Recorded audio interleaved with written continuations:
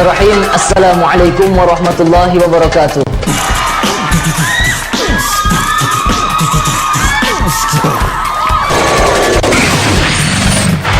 Bu, ibu, bapak menjadi arsitek atau mungkin tukang triplek. Orang telah mendapatkan haknya masing-masing.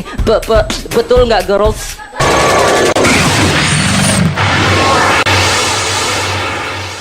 Bismillahirrahmanirrahim. Assalamualaikum warahmatullahi wabarakatuh. Alhamdulillahi ala ni'amihi allati la tuhsa, alladhi asra bi'abdihi laylan minal masjidil harami ilal masjidil aqsa fa'arahu fi sayrihi min ayatihil kubra. Allahumma salli ala sayyidina Muhammadinil Mustafa wa ala alihi wa ashabihi alladhina hum fi mahabbatihi kazar'in akhraja syat'ahu fastaghlada fastawa. Amma ba'du. Para pimpinan, asatidz, para pengurus, serta para pengembara ilmu santri dan santriyah Yayasan Pendidikan Islam Nuruz Zaman yang Allah cintai dan semoga selalu berada di dalam lindungannya. Alhamdulillah, sekarang kita berada di bulan Rajab, yang mana bulan Rajab ini merupakan salah satu dari arba'atul hurum, yaitu 4 bulan yang Allah muliakan. Bagaimana tidak? Karena berbuat zalim di dalamnya, maka dosanya dilipat gandakan. Sebagaimana apabila kita melakukan amal kebaikan di dalamnya, maka pahalanya pun dilipat gandakan.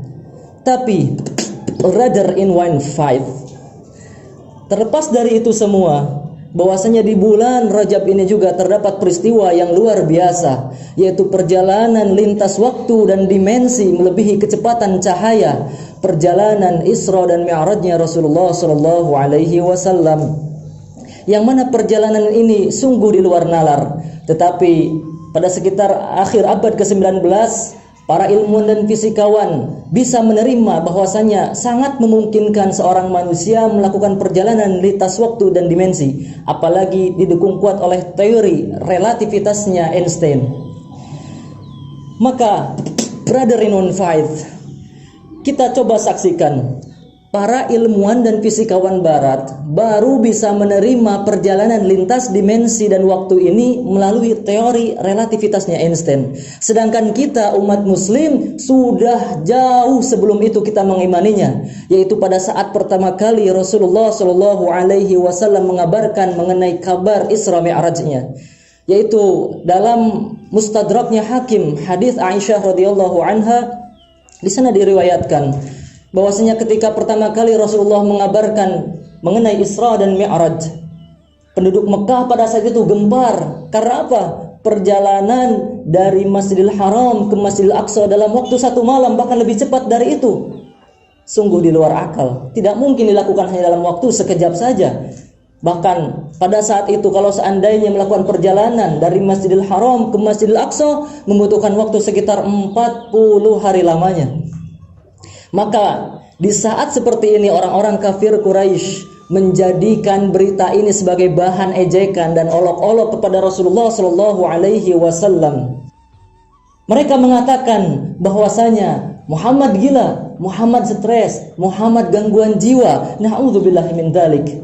Bahkan tak cukup dari itu, sedikit dari segelintir umat muslim pada masa itu ada yang kembali murtad hanya karena kabar ini sungguh tidak masuk akal. Sahabatku sekalian, bahwasanya dari kabar Isra Mi'raj ini Allah sedang menguji umat muslim pada saat itu. Bahkan Abu Jahal yang merupakan pimpinan kafir Quraisy pada saat itu mendatangi Abu Bakar radhiyallahu anhu sambil mengejek dan mengolok, "Wahai Abu Bakar, apakah kau tahu bahwasanya sahabatmu itu, yaitu Nabi Muhammad SAW, mengira bahwasanya dia melakukan perjalanan dari Masjidil Haram ke Masjidil Aqsa hanya dalam waktu 1 malam, lalu kembali ke Mekah sebelum subuh?" Apa yang dikatakan oleh Abu Bakar? Dengan tenang beliau mengatakan, "Awaqala dzalik?" "Na'am," kata Abu Jahal. "La in kana qala dzalika faqad shadaq." Kalau seandainya Rasulullah SAW mengatakan itu, maka sungguh dia telah jujur. Lantas Abu Jahal pun langsung mengatakan, "Berarti kau meyakini bahwasanya Rasulullah melakukan perjalanan di malam hari dari Masjidil Haram ke Masjidil Aqsa lalu pulang sebelum subuh?" Dengan tenang Abu Bakar radhiyallahu anhu menjawab, Na'am, ya katanya. Bal usaddiquhu fima huwa ab'adu minhu. Bahkan aku meyakini dan mempercayai apa yang lebih daripada itu, yaitu aku meyakini bahwasanya telah turun wahyu dari langit kepada Rasulullah sallallahu alaihi wasallam. Maka brothers in one faith, tak bisa dipungkiri, begitulah keimanan sahabat, khususnya Abu Bakar radhiyallahu anhu yang begitu kuat. Apapun yang disampaikan oleh Rasulullah SAW, beliau langsung mengimaninya tanpa perlu menunggu bukti. Dan itulah sejatinya seorang mukmin. Maka kalau kita memang seorang mukmin, tak perlulah kita dulu menunggu bukti ilmiah baru kita mengamalkan apa yang Allah dan Rasulnya perintahkan. Tak perlulah kita menunggu bukti ilmiah dulu bahwasanya bir atau khamr itu mengandung bahaya lalu kita tidak meminumnya. Tak perlulah kita menunggu kabar ataupun berita ilmiah bahwasanya dalam babi itu terdapat cacing pita yang dapat membahayakan tubuh lalu kita meninggalkan memakan babi itu. Tapi cukuplah firman Allah bahwasanya babi itu haram lalu kita meyakini bahwasanya babi itu haram dan kita menjauhi apa yang Allah larang dan juga Rasulnya. Maka brother in faith, apabila keimanan sudah ada di dalam hati, kita tidak perlu lagi menunggu bukti ataupun fakta ilmiah dulu baru kita mengamalkan. Kalau seandainya kita hanya menunggu bukti baru kita mengamalkan, apa bedanya kita dengan orang kafir yang mengatakan, Allahumma in kana hadha huwal haqqa min 'indik fa amtir 'alaina hijaratan minas sama'i aw itina bi'adzabin alim. Ya Allah, kalau seandainya Al-Quran ini merupakan suatu kebenaran, maka hujanilah kami dengan batu atau datangkanlah kami azab yang pedih. Na'udzubillah min dalik.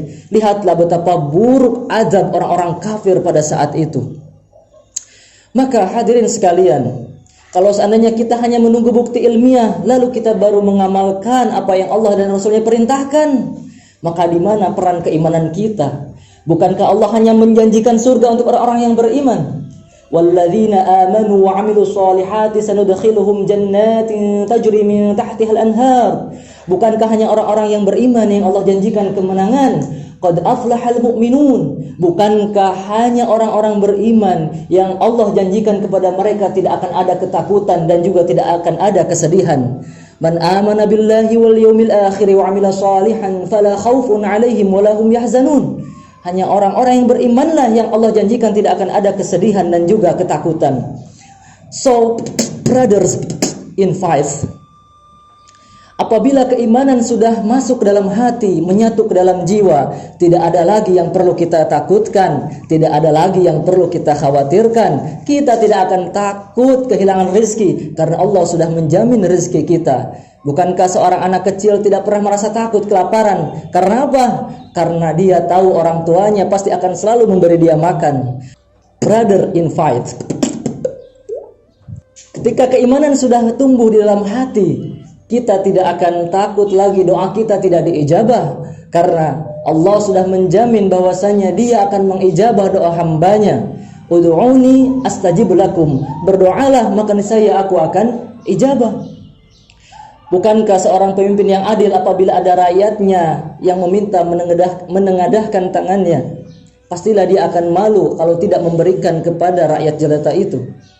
Apalagi walillahi mathalul a'la. Allah zat yang maha kaya, zat yang maha adil dan bijaksana, tidaklah mungkin dia tidak memberikan hambanya ketika dia sudah berdoa. Maka dari itu, wahai sahabatku seiman, marilah mulai dari sekarang kita tumbuhkan keimanan di dalam hati kita supaya kita menjadi golongan hamba Allah yang benar-benar Allah janjikan surga, yang benar-benar Allah janjikan tidak akan ada ketakutan dan juga kesedihan pada mereka. Sekian dari saya, aktafaitu bihadza. Wassalamu alaikum warahmatullahi wabarakatuh.